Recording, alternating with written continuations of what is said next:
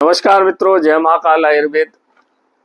कई समय बाद मैं रूबरू हुआ हूँ आपसे, क्योंकि इस समय घटनाएं जो घट गई हैं। एक तो तिवारी जी की घटना घटी है बिहार में, और एक महाराष्ट्र में घटना घटी है गोयल परिवार में। बड़े दुख की बात है ये दोनों चीज़ें। मैं कई बार मेरे वीडियो में आपको बता चुका हूँ कि जिसका राहु खराब होगा, शनि की युति होगी, या शनि के साथ राहु दशा अंतरदशा प्रति अंतरदशा में आएगा, या राहु चंद्रमा के घर में बैठा होगा, या उसके ऊपर पूर्ण दृष्टि चंद्रमा पे पड़ रही होगी, वो मानसिक रूप से बीमार होगा, मानसिक रूप से विक्षिप्त होगा, मानसिक रूप से परेशानियां आएंगी, पेट रोग उसको होगा, और पेट रोग होने के कारण उसको फिर मानसिक परेशानियों का सामना करना पड़ेगा। देखिए, तिवारी जी के भी अब समय के अनुसार जिस समय गोली चली है, जिस समय वो हुआ, उसकी लग्न पत्रिका समय मेरे को तो ओरिजिनल मिली नहीं, तो समय अनुसार बनाया तो उसके राहु के साथ शनि जुड़ा हुआ था।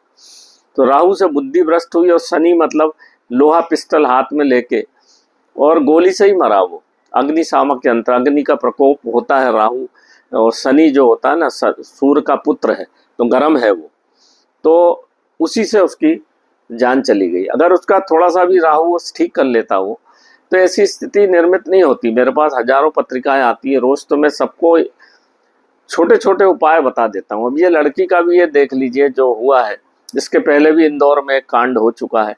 राहु खराब होने से बुद्धि भ्रष्ट हो जाती, मतलब वो क्या पढ़ी लिखी थी, इतना नहीं जानती कि मैं पकड़ा जाऊंगी, मेरे को जेल जाना पड़ेगा।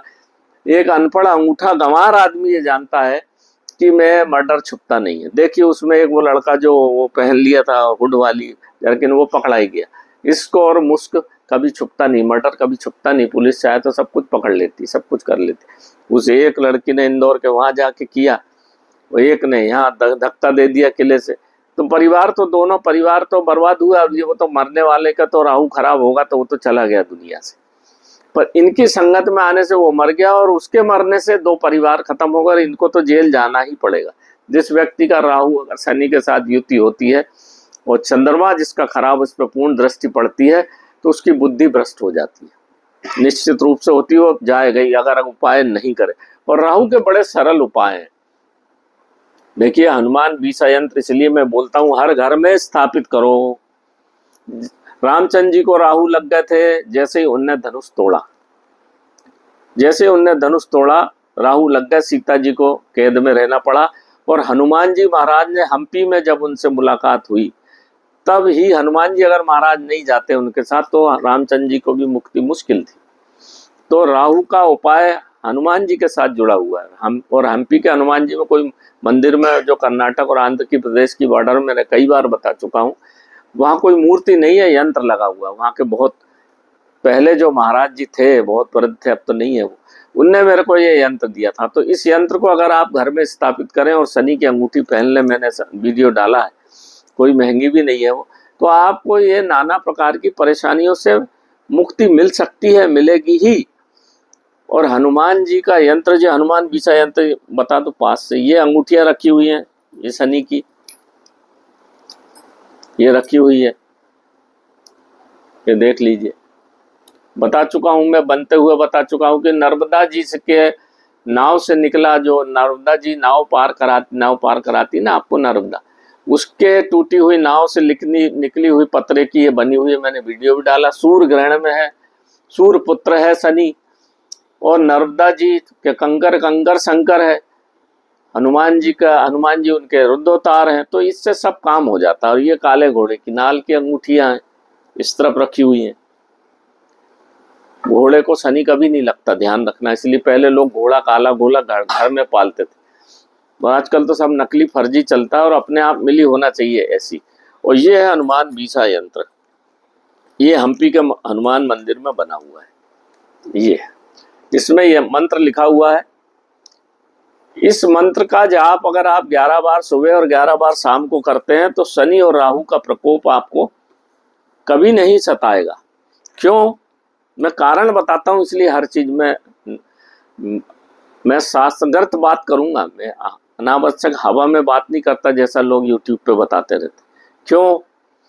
क्योंकि देखिए ये जब इस यंत्र को घर में स्थापित करके सरसों के तेल का दीपक कर्पूर गौरम करुणावतारम, कर्पूर जो है, कपूर जो है भगवान शिव का स्वरूप माना जाता है और पानी का स्वरूप माना जाता है और कपूर चंद्रमा का प्रतीक माना जाता है। और भगवान शंकर के सिर पे 3 मुख्य चीजें हैं, एक तो सूर्य नारायण है सामने ततीय नेत्र, दूसरा चंद्रमा है भगवान शंकर के सिर पे और तीसरा गंगा है।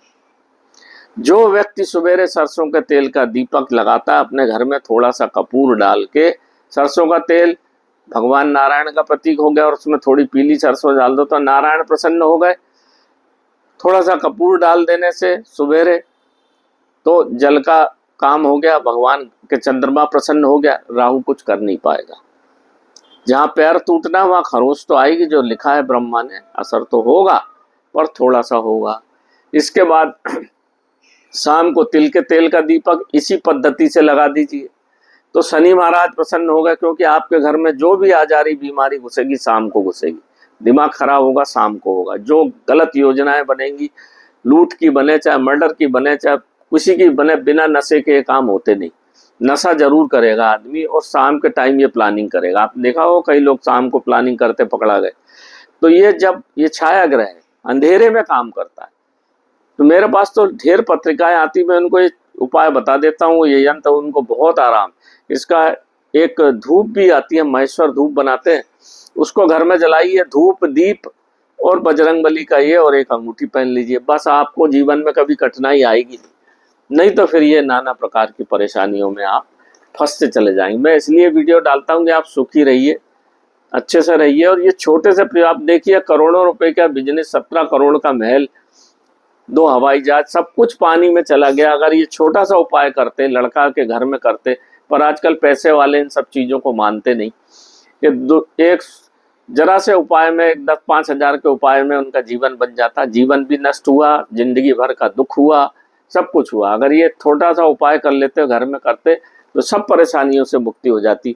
मैं सबको बता दूं, मेरा बहुत जाता है ये सब सामान, और बड़े बेस का जिनको गया है, धूप गई है, जो सामान गया उसका छोटा सा वीडियो इस वीडियो के साथ लगा दूंगा, तो आप देखिए।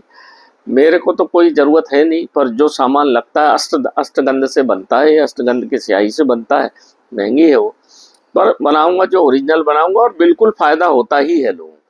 तो नमस्कार मित्रों, जय महाकाल। थोड़ा सा ध्यान रखिए अपने बच्चों के प्रति, और भारतीय जो तंत्र है और भारतीय जो विज्ञान है और जो भारतीय ज्योतिष है, वो वेदों की तीसरी आंख बोला जाता है उसको, वेदों की तीसरी। आजकल क्या है कि वो कंप्यूटर वाले जो हो गए ना, बहुत सारे बाबा पैदा हो गए, उसकी वजह से लोग फिर मिसगाइड हो जाते हैं, भ्रमित हो जाते हैं।